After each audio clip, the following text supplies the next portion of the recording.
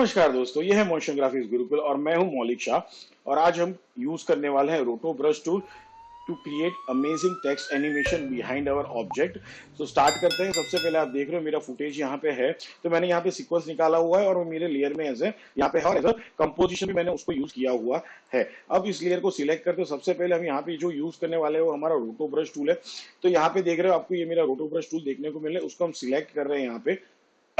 जैसे आप देखोगे तो कुछ भी चेंजेस नहीं हो रहा है, क्योंकि अभी हम है कंपोजिशन पैनल के अंदर। हमें जाना होगा लेयर कंपोजिशन के अंदर। तो उसके लिए आप क्या करोगे, जो आपका लेयर है उसके ऊपर डबल क्लिक करो, तो सीधा सीधा आप लेयर कंपोजिशन के अंदर अब जैसे देखोगे तो मेरा कर्सर चेंज हो चुका है। एक प्लस के साइन के अंदर अगर आप ध्यान से देखोगे तो ठीक है, एक ग्रीन कलर का सर्कल दिख रहा है, बीच में प्लस का साइन है। तो ये हमारा रोटो ब्रश टूल। अब इसका साइज छोटा है बड़ा करना है तो आप कंट्रोल दबा के क्या कर सकते हो, माउस को अप एंड डाउन कर सकते हो या राइट एंड लेफ्ट कर सकते हो। ठीक है, तो उससे क्या होगा, आपका रोटो ब्रश का साइज कम या छोटा होगा। ठीक है, प्लस अगर आप उसके ऊपर फेदर भी अप्लाई करना चाहते हो तो भी आप उस हिसाब से कर सकते हो गाइस। ओके, अब दूसरी चीज मुझे क्या करनी है भाई, कि इसको मुझे अभी सिलेक्ट करना है। तो मैं सीधा सीधा क्या करना है, आपको सीधा ऑब्जेक्ट के ऊपर एक स्ट्रोक लगा देना है, तो ऑटोमेटिकली क्या कर देगा, देखो उसने सिलेक्शन स्टार्ट कर दिया। मैं वापस एक स्ट्रोक लगा रहा हूँ, वो सिलेक्शन कर रहा है। बट अब मुझे क्या चाहिए, नीचे वाला एरिया जो सिलेक्ट हुआ वो मुझे नहीं चाहिए यहाँ पे, मुझे क्योंकि मेन बॉडी के पीछे चाहिए। तो पहले तो मैं क्या करता हूँ, इसका स्ट्रोक ब्रश का साइज छोटा करता हूँ। फिर आप ऑल्ट दबाओगे, जैसे ही ऑल्ट दबाते देखो रेड में कन्वर्ट हो जाता है कर्सर, प्लस उसमें माइनस का साइन दिख रहा है। तो आप यहाँ पे घुमा दो, तो जो एरिया आपको नहीं चाहिए वहां पे क्या कर देगा, वो अपने आप ही कवर अप कर लेगा। तो भाई इतना मेरा कवर अप हो चुका है, देख लो यहाँ पे। अब थोड़ा ये सर वाला एरिया है, तो मैं यहाँ पे क्लिक कर देता हूं, तो ऑलमोस्ट देखो ये कवर अप मेरा एरिया हो चुका है। यहाँ पे भी मुझे थोड़ा कवर अप देना है इसको, तो ये भी मेरा हो चुका है। अब बात मेन जो आती है, सबसे इंपॉर्टेंट जरूरी बात, जैसे मैंने कहा कि हम पेन टूल से भी रोटो तो कर ही सकते थे, बट यहाँ पे इश्यू क्या है भाई, मेरे पास यहाँ पे इसके हेयर के फर्स हैं बराबर, जो हमारा बुल है या जो भी है उसके हेयर के फर्स हमें यहाँ पे लेने हैं। तो उसके लिए भी हमें रोटो ब्रश टूल बहुत ही ब्यूटीफुल टूल देता है। आफ्टर इफेक्ट हमें बहुत ही ब्यूटीफुल टूल देता है उसको सिलेक्ट करने के लिए।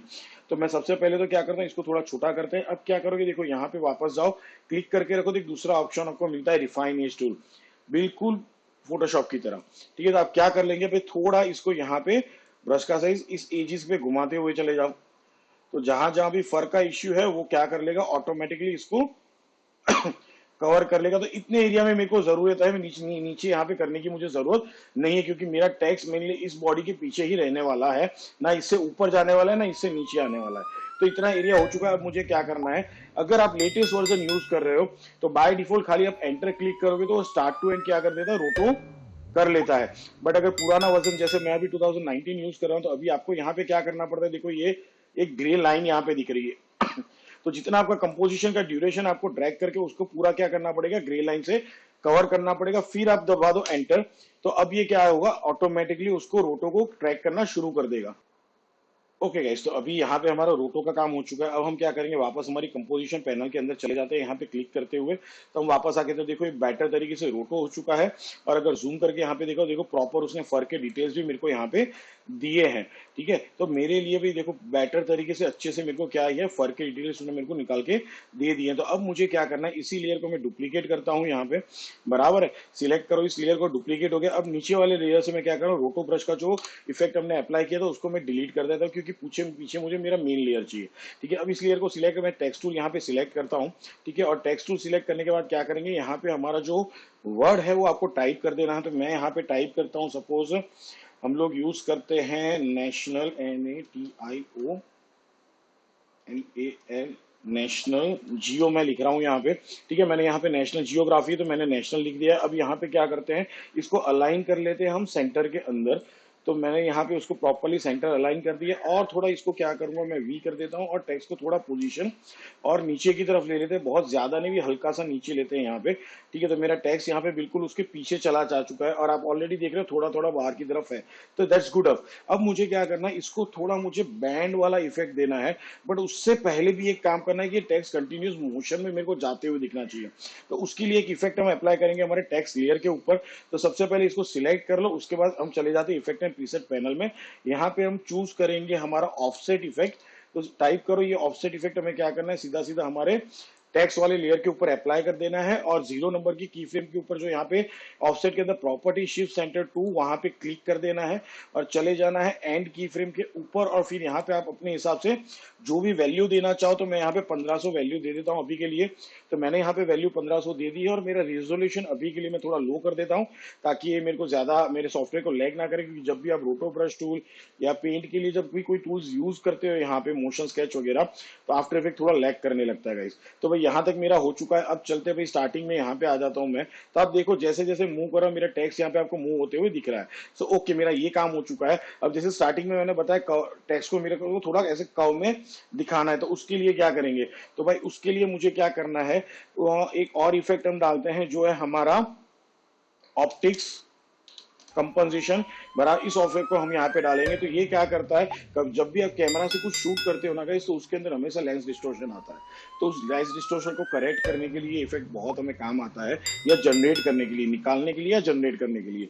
तो वही वाला चीज है। तो यहाँ पे क्या करोगे, जैसे ही आप इसको देखो, जो फील्ड ऑफ व्यू का ऑप्शन मिल रहा है यहाँ पे, जैसे आप इसकी वैल्यू बढ़ाते हो, आप देखोगे कि यहाँ पे टेक्स्ट के अंदर आपको चेंज होते हुए दिखेगा। It will take a little bit time, क्योंकि क्या है, मेरा सॉफ्टवेयर थोड़ा लैग हो रहा है।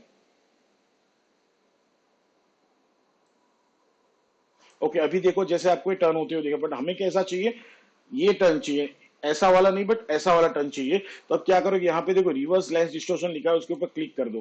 तो जैसे ही आप क्लिक करते हो, देखो बेटर तरीके से क्या हो रहा है, टेक्स्ट पीछे की तरफ जाते हुए दिख रहा है। बट मुझे इतना ज्यादा डिस्टोर्शन नहीं चाहिए, एक लिमिट तक ही चाहिए। तो वहां पे मैं इतना कर देता हूँ, वैल्यूज में कुछ हिसाब से डिफाइन कर देता हूँ। तो अब अगर इस टेक्स्ट को जाते हुए देखोगे, तो बिल्कुल बुल के पीछे से अच्छे खासे तरीके से हमारा टेक्स्ट जाते हुए दिख रहा है। एक और इफेक्ट जो हमें ऐड करना था कि भाई कंटिन्यूसली क्या होना चाहिए, इसका कलर चेंज होते हुए जाना चाहिए शेड का, हमारे टेक्स्ट का। तो यहाँ पे एक और इफेक्ट हम लोग यूज करने जा रहे हैं, जिसे हम कहते हैं यू एंड सैचुरेशन। तो इसे भी क्या कर देते हैं, हम यहाँ पे अप्लाई कर देते हैं और यहाँ पे इसको ऑन कर देंगे कलराइज। अब कलराइज में जो यू वाला ऑप्शन है, ये वाला, यहाँ पे ऑल्ट करके क्लिक कर दो और आप क्या कर दोगे, एक्सप्रेशन दे दोगे यहाँ पे टाइम इंटू, मैं दे देता हूं यहाँ पे 300। मैंने यहाँ पे टाइम इंटू 300 दे दिया है। तो अब जैसे जैसे अब आगे जाओगे, अब देखो आपको यहाँ पे चेंजेस देखने हैं शेड के अंदर। तो यहाँ पे आपको वैल्यूज चेंज करनी पड़ेगी सैचुरेशन की, और मेन टेक्स्ट का आपको क्या करना पड़ेगा, कलर का शेड थोड़ा चेंज करना पड़ेगा। तो मैं इसको सिलेक्ट करता हूँ और यहाँ पे व्हाइट की जगह पे जो शेड, आपको कोई डिफरेंट ही शेड लेना पड़ेगा। तो सपोज मैंने यहाँ पे ये वाला शेड ले लिया है। तो अब अगर आप इसको मूव करोगे यहाँ पे, तो देखो अलग अलग शेड्स मेरे जाते हुए दिख रहे हैं। प्लस आपको सैचुरेशन इसका बढ़ाना है, तो आप यहाँ से सैचुरेशन बढ़ा लो। कलर का लाइटनेस आपको यहाँ से बढ़ाना है, तो आप वापस उसको व्हाइट की तरफ ले जा सकते हो, डार्क की तरफ ले जा सकते हो। मतलब किस तरह का वैल्यू रखना है, उसका इंटेंसिटी ऑफ द कलर आपको कैसा रखना है, वो आप यहाँ से डिफाइन कर सकते हो। तो बेटर तरीके से मेरा ये भी काम हो चुका है। अब एक बार क्या करते हैं, फाइनल एनिमेशन देख लेते हैं गाइस। अच्छा हाँ, एक और चीज रहेगी फाइनल एनिमेशन के पहले, जैसे स्टार्टिंग में बात की थी, इसके अंदर क्या करना है, हमें नॉइजी वाला थोड़ा टेक्सचर देखना है। तो उसके लिए क्या करोगे, इस टेक्स्ट वाले लेयर को सिलेक्ट करोगे, राइट क्लिक करोगे और राइट क्लिक करने के बाद यहाँ पे आपको ऑप्शन मिलता है लेयर स्टाइल। लेयर स्टाइल में जाके आपको चूज करना है इनर शेडो। जैसे ही आप इनर शेडो चूज करोगे, यहाँ पे कुछ वैल्यूज देखो चेंज होती हुई दिख रही है आपको। यहाँ पे ध्यान से देखोगे, मैं थोड़ा इसका बढ़ा देता हूँ रिजोल्यूशन।